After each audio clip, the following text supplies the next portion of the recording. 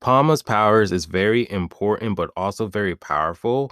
And Zora and Batista will definitely go after her because Palma's powers is able to resurrect people from the dead with her blood, but she's also able to communicate people from the dead. And we see this throughout the past couple of chapters when we see Pamela throughout her backstory and during the whole altercations when she went to her chaos form, how her blood kept dripping on the corpse and the corpse are starting to come back alive. And we saw how Tokyo and Ozma and Ellie was trying to separate the zombies and the chaos Palma.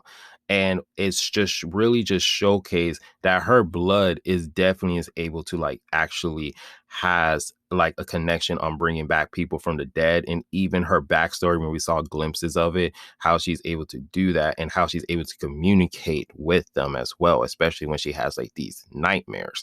Because throughout this chapter, we saw what happened on the last chapter when Noob actually got killed because a mystery Choujin actually cut him up and sliced him up into many pieces.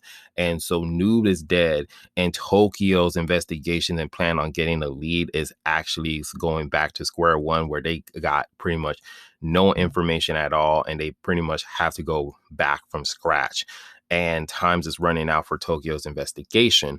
So what happened is that Pamela would go and make a deal with Seto, and they made the deal. In this chapter, we actually see the mindset of Seto and how he's kind of have like this anti-hero complex where he's willing enough to go to the extreme measures to actually get a lead to stop Zora, because Seto, he's willing enough to do anything to actually go on ahead and get the win, to get a lead, and to actually stop the whole chaos and massacre that's happening, that's putting harm to the whole society. And seeing Pamela actually going on with the idea was just really brutal, because this chapter, how they were able enough to go on ahead and actually resurrect Nude at the end of the chapter was so brutal. Like, Pamela's got her arms chopped off, but of course she's able to regenerate, and then they cut off her neck, and like all of her blood was literally filled up the bathtub of the dead corpse of Noob.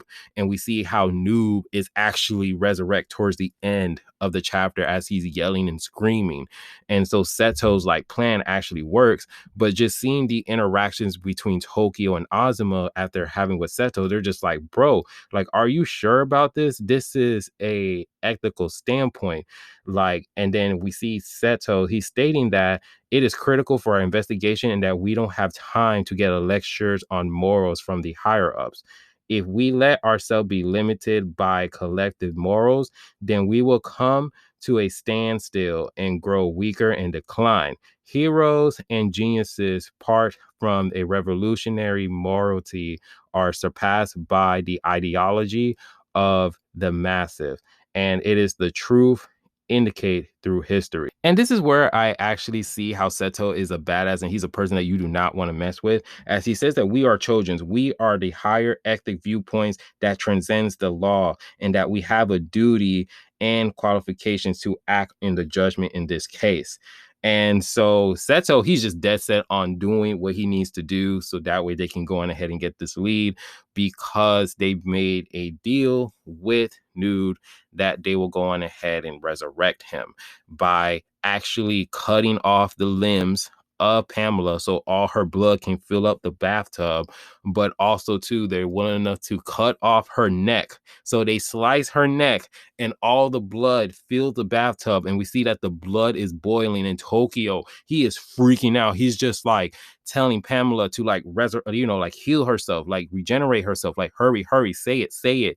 And you see Pamela like she's trying to say the words because her throat is slit, and all of a sudden everyone just stops and they look at the bathtub because it's boiling, and then we just see the dead resurrection body, and it was just a creepy like sight to see. And this is just the beauty of what Choujin X does, is that they do have their moments when it's goofy and lighthearted, and then the drama, and then the actions, and then when it goes dark, it goes dark and it goes creepy through every avenue. And this chapter was just creepy from the end of the chapter and just showcase how the brutality of like how, you know, Choujin X could be. Because just imagine this, like the beginning of the chapter you thought was just going to be a normal chapter, but no, we just see the brutality of how Pamela, how she's being treated to get the answers that they need, and how she's willing enough to go ahead and help them out. And this is just very, very like interesting and very cool. But let me know down in the comment section how you guys feel about this chapter, man, because Pamela, she's going to be a very valuable character, and we're going to see a lot because the Chosen X, they do focus on Tokyo, they do focus on Azuma, and you know, Ellie, and also too Pamela. She is making a valuable case where we can see like Batista and Zora is most likely going to go after her, especially the powers that she's able to do. But other than that, let me know down in the comment section how you guys feel about this chapter, what you guys think, the process. Let me know your theories and everything else. And if you guys do like the video, hit the like, subscribe button, and remember, always be decent. This is the Monotone Man, and hope you guys have a wonderful day and be safe out here. Peace.